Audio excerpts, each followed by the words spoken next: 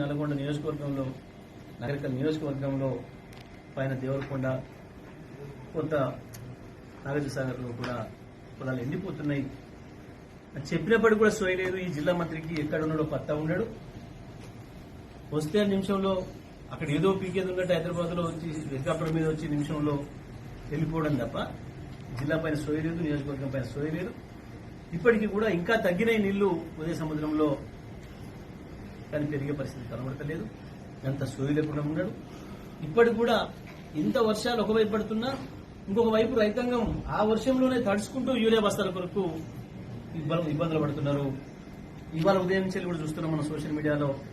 ఒక్కొక్క రైతు మాకు 5 రోజుల కింద, 6 రోజుల కింద, 7 రోజుల కింద టోకెన్ ఇచ్చిండ్రు, బట్ బస్తా మాత్రం ఇయ్యలేదు అనే మాట చెప్తున్నారు. ఇది మనకు కష్టంగా కనబడుతుంది. ఈ ప్రభుత్వం ఇంత సోయి లేకుండా ఉంది. తప్పకుండా ఈ ప్రభుత్వాన్ని